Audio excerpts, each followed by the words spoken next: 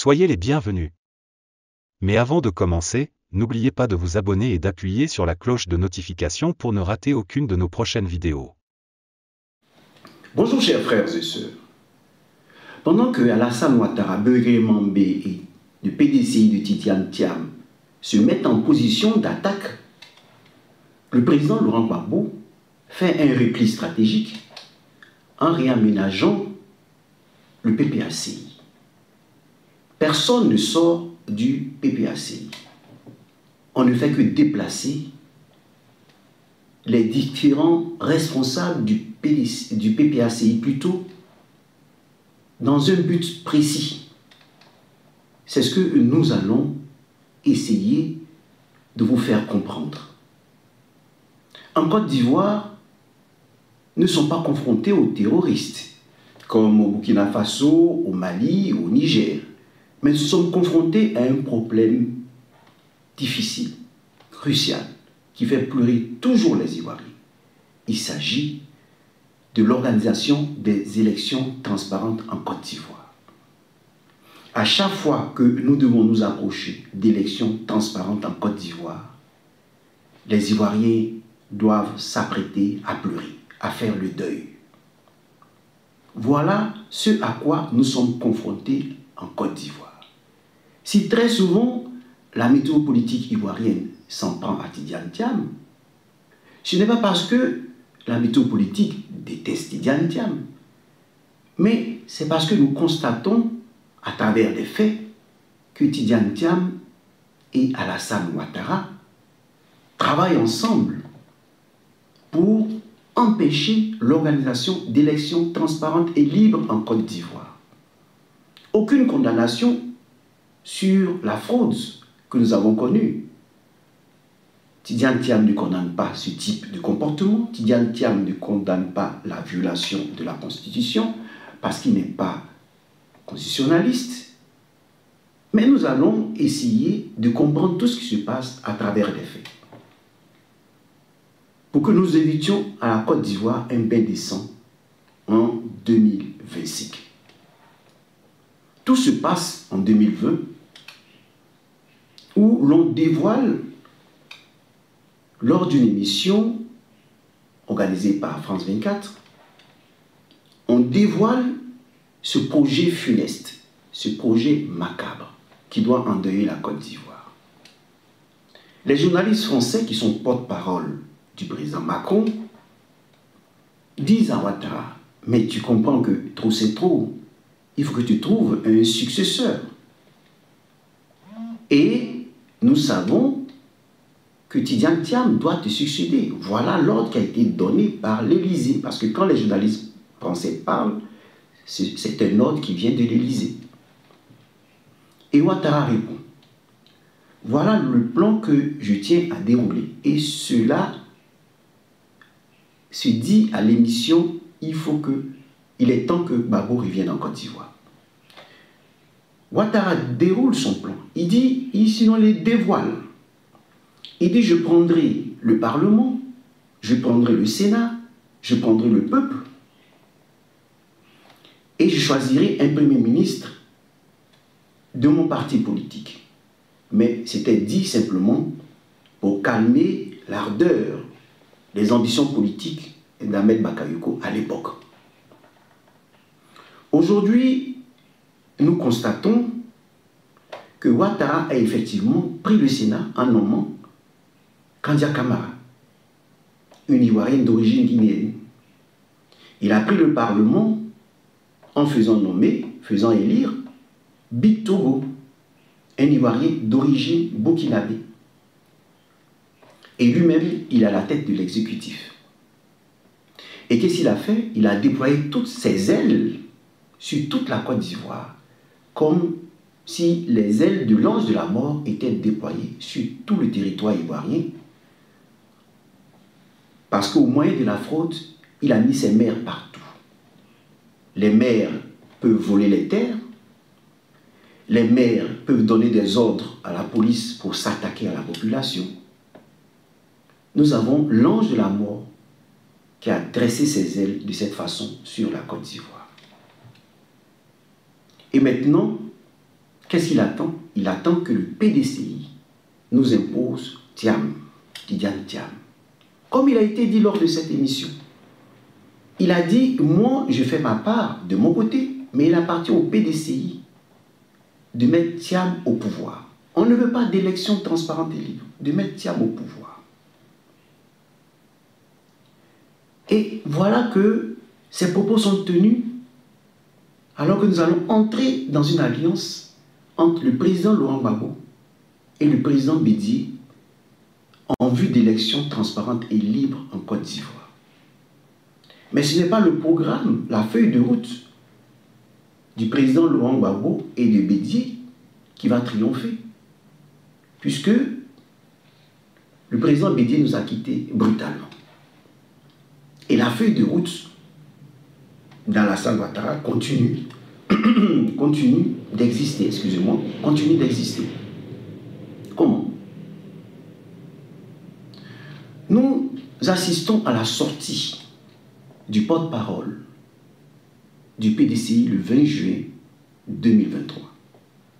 Ces propos fragilisent l'alliance entre le PPACI et le PDCI-RDA sous Bédié, le président des PDCI-RDA de Bédié. On parle de noms emblématiques, ça fragilise l'alliance et au lieu d'aller unis, beaucoup vont disperser. Après cette crise à Yopougon, cela se passe le 20 juillet 2023. Le 25 juillet 2023, tous les députés PDCI donnent le pouvoir à Ouattara en votant la révision constitutionnelle. Pratiquement tous les députés.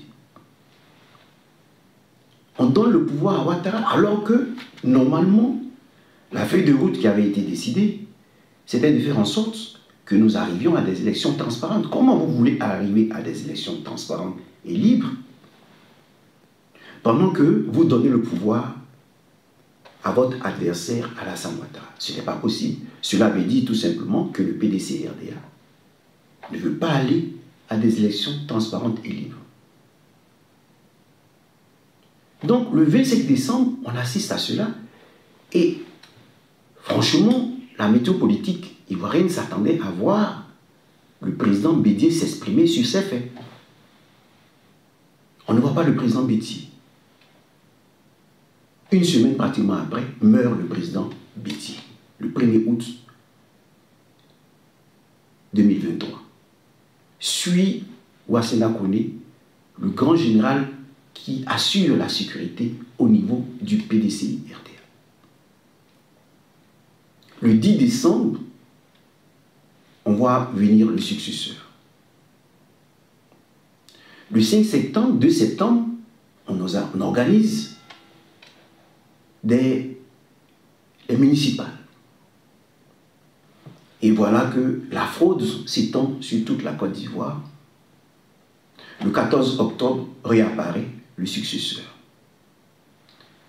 Qu'est-ce que nous constatons ici? Nous constatons tout simplement que une main invisible ou le sort a retiré étrangement le président Bédié à un moment important des grandes décisions du pays qui devaient nous conduire à des élections transparentes et libres en 2025. Lorsqu'on vient nous dire qu'on ne peut rien contre Alassane Ouattara, mais c'est seulement Tidiane Thiam qui peut le combattre, mais nous constatons qu'ici, Ouattara est en train de donner le pouvoir à Tidiane Thiam. Et Tidiane Thiam donne discrètement le pouvoir à Ouattara. C'est fait en sorte que nous n'arrivions pas à des élections transparentes et libres, que le PPACI soit isolé. Voilà ce qui se produit. Et le gouvernement que nous avons là est un gouvernement provisoire. Pourquoi? Parce que le Premier ministre, Beugri Mambé, a été choisi comme l'opium du peuple. C'est un pasteur qui va venir nous endormir avec des paroles religieuses. Il remercie Jésus-Christ. Mais derrière, il y a un plan machiavélique. Il va jouer certainement le rôle de Maximon, l'ambassadeur Maximon, qui se promenait à Abidjan pendant que Abidjan était attaqué par l'armée française, bombardé par l'armée française. Je le dis parce qu'il a un lien direct avec le 43e Bima, puisque c'est lui qui a fait louer cette terre au 43e Bima pendant 100 ans. Donc, pendant que le pays sera, disons, sous attaque, certainement de Ouattara, pour que l'on arrive à une transition qui va nous imposer Tidjane Thiam, lui, il sera protégé et il va livrer ce qu'il doit livrer. Voilà pourquoi la météo politique s'en prend à Tidjane Thiam. Parce que nous constatons ici qu'avec la disparition du président Bédié, nous sommes repartis à cette alliance entre le RHDP et le PDCI-RDA pour ne pas que nous arrivions à des élections transparentes et libres. Et c'est à ce niveau que vous devez comprendre ce que le président Laurent Gbagbo est en train de faire au PPACI. En 2017, le ministre Hubert Oulaye a été accusé par le gouvernement de Ouattara d'avoir organisé l'assassinat des casques bleus, de 7 casques bleus, pendant qu'il était encore en exil au Ghana. On l'a accusé d'avoir donné 2 millions de francs à un certain Maurice Djiré, un jeune de 37 ans, pour cet assassinat. Aucune preuve n'a été démontrée, ni écrite, ni verbale, aucune, mais on l'a accusé. Vous avez vu tout récemment Damana Picasse être convoqué par la cellule antiterroriste en Côte d'Ivoire. Pourquoi? Parce que tout simplement, on est en train de faire en sorte de paralyser le PPACI, d'accuser le PPACI d'être en contact avec des personnes mal intentionnées, avec des terroristes, par rapport à 2025. Donc, lorsqu'on réaménage, il ne faut pas pleurer pour des postes. Il y a plus que des postes. Il y a la sécurité nationale qui est en jeu, il y a la sécurité du parti qui est en jeu, il y a la sécurité des gens qui est en jeu. Nous entrons en 2024 pour organiser la Coupe d'Afrique. Mais sachez que le samedi 6 juillet 2019, Baba Mouriferi était sur le point d'être enlevé, le papa Tafousatan Baba. Nous sommes dans une situation de guerre. Ouattara n'est pas pour la réconciliation. Tant qu'il n'a pas libéré Doboblé et tous ceux qui ont travaillé avec le président Laurent Gbagbo, après l'acquittement du président Gbagbo, tout cela doit être libéré. Cela n'est pas fait. Pourquoi? Ça n'intéresse ni le RHDP, ni le PDCI-RDA. Tout simplement parce que ces situations, pour eux, est intéressante pour éliminer le PPACI de la course présidentielle. On sait qu'on s'occupe aujourd'hui, on utilise le divers pour gouverner la Côte d'Ivoire. Lorsque des gens vous disent qu'on va s'attaquer aux opinionnistes ou aux cyberactivistes du PPACI, les faire disparaître de la toile, au moyen de la justice, vous comprenez qu'aujourd'hui, on demande publiquement de l'aide au PPACI. Mais si le PPACI aide publiquement certaines personnes, le gouvernement de Ouattara va se saisir de ces preuves-là pour s'attaquer au PPACI sur le plan de la justice, pour faire croire que Nadi Bamba a envoyé des gens pour diffamer certaines personnes. Et ainsi, on réussit à bloquer Hubert Oulaye avec tout ce que vous savez, on réussit à bloquer Damana Picasse avec tout ce que vous savez, on enlève le bouclier devant le président Laurent Gbagbo, Nadi Bamba, et alors, on va commencer à acculer le président Laurent Gbagbo pour pouvoir le faire disparaître de scène, comme le président Bédié est sorti de scène.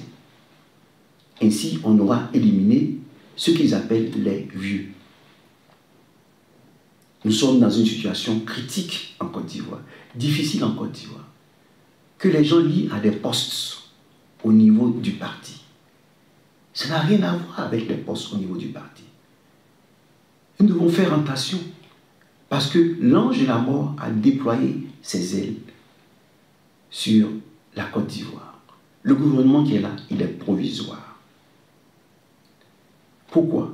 Et mais je le dis en fonction des propos tenus par Alassane Ouattara lui-même. Quand au moment de choisir un candidat, un successeur, il disait aux journalistes, Ahmed Bakayoko est bon, mais il n'a pas connu la formation de Gon Coulibaly. Parce que pour être Premier ministre et pour être candidat, il fallait passer par le secrétariat général de la présidence. Beugre Mambé n'est pas passé par le secrétariat de la présidence. Ahmed Bakayoko non plus. Ceux qui sont passés par le secrétariat général de la présidence, c'est bel et bien Gon Coulibaly et Patrick Hachi qui sont devenus effectivement Premier ministre. Mais puisque Tidiane Thiam ne veut pas de personnes sales, il veut venir les mains propres, Patrick Hachi ne fait pas l'affaire avec Pandora Papers, avec les histoires d'évasion fiscale, de paradis fiscaux à l'étranger. Donc nous sommes dans une situation telle que aujourd'hui tout est fait pour neutraliser le PPACI et faire en sorte que le PDCI et Alassane Ouattara aillent les mains libres aux organisations présidentielles de 2025. Mais là encore, et la chose grave, c'est que le PDCI et RDA est en train de comploter avec un menteur. L'appel de Daokro, il n'a pas respecté. Qu'est-ce qui prouve qu'il respectera cet accord entre vous? Et à cause de cet accord qui ne sera pas respecté, le pays risque encore d'être endeuillé. Parce que Ouattara n'a pas encore sorti sa carte de limitation d'âge. Il attend au dernier moment. Si tout est fait en sa faveur, il ne parlera pas de limitation d'âge. Il viendra s'asseoir pour autre cas de force majeure, pour sécurité nationale. Voilà ce à quoi nous sommes confrontés. Malheureusement, on met des grains devant les poules et les poules viennent picorent. Et ça, c'est l'image du PDCI RDA. Les poules picorent. On les fait cuire et ça continue d'arriver. Parce qu'on a besoin de 37 milliards de francs CFA pour des présidentielles. Mais lorsque vous parlez de 37 milliards de francs CFA pour les présidentielles, qu'est-ce que cela veut dire? Cela veut dire que vous êtes dans la politique de l'achat des votes. Le président Laurent Gbagbo est venu au pouvoir sans 37 milliards pour ces élections. Pourquoi on ne peut pas poursuivre, on ne peut pas faire la même chose? Pourquoi on doit acheter les votes pour venir être président? Pourquoi quelqu'un doit prendre 37 milliards pour acheter le parti? On nous dit, oui, Tidiane Thiam, il est démocrate. Mais je vous demande ceci, simplement ceci. Pour faire fuir les gens qui étaient aux côtés du président Laurent Gbagbo, on a gelé leur avoir. Aujourd'hui, Simone Eivé, Blé-Goudé, Afin-Guissan et toutes ces personnes qui ont fui parce que ces personnes ont voulu récupérer leur argent. La plupart. Et c'est pour l'argent que ces gens actuellement roulent. Si demain, dans une situation où le peuple veut se débarrasser de la France pour être souverain, on gèle les avoirs de Tidiane Thiam. Je voudrais savoir si Tidiane Thiam va choisir le peuple ou ses avoirs. Il va choisir ses avoirs. Voilà un des éléments qui nous montre que celui-là ne peut pas gouverner la Côte d'Ivoire. Je ne le dis pas parce que je l'aime ou je ne l'aime pas. Ici, l'émotion importe peu. C'est la rationalité qui nous importe. Voilà Tidiane Thiam qui est en train de faire des mains et des pieds, qui aurait financé les députés PDCI-RDA. C'est les députés eux-mêmes qui sont allés contre la décision du président Bédié, qui était en alliance avec le président Laurent Gbagbo. Ils sont allés contre, donner tout pouvoir à Ouattara. Alors comment voulez-vous qu'on ait confiance en Tidiane Thiam dans ces conditions? Ce n'est pas possible. Parce que ce n'est pas sa parole qui compte, ce sont les faits qui comptent. Parce que tout politicien, en général, est un démagogue. C'est le président Laurent Gbagbo seul qui parle et qui respecte sa parole. À part celui-là, tous les autres parlent en général, mais ne respectent pas leur parole. Voilà pourquoi aujourd'hui, la météo politique intervient pour amener les uns et les autres à dépasser ces questions de poste. Il s'agit de la sécurité des Damana Picasse, de Hubert Oulaye, du PPAC, des Ivoiriens, qui est en jeu. Sinon, qui sont en jeu. Donc, il faut que nous puissions nous mettre au-dessus de nos émotions pour faire bloc autour du président Laurent Gbagbo, pour faire bloc autour de Nadi Bamba, pour lui dire encore merci pour l'assurance et la sécurité qu'elle accorde au président Laurent Gbagbo. Parce que nous devons faire bloc pour aller à ces élections présidentielles de 2025 et pour les remporter. Parce qu'on ne va pas en guerre en disant qu'on a perdu. Il faut garder sa confiance. Si Dieu a protégé des bombes de l'armée française, si Dieu l'a acquitté de la Cour pénale internationale, c'est qu'il a un destin pour lui. Parce qu'au-delà de nos calculs politiques, la vie appartient à Dieu seul. Dieu seul est maître de la vie. Il y a des gens qui meurent jeunes. Il y a des gens qui meurent à plus de 100 ans. Au-delà de la médecine et autres, c'est Dieu qui a le dernier mot. Donc, faisons bloc autour du président Laurent Gbagbo. Poursuivons notre lutte avec le président Laurent Gbagbo jusqu'à la fin, jusqu'au bout. Merci. Voilà, c'est tout pour cette vidéo. Si elle vous a plu, n'oubliez pas de mettre un like et de vous abonner si ce n'est pas encore fait. Sur ce, merci et à très bientôt.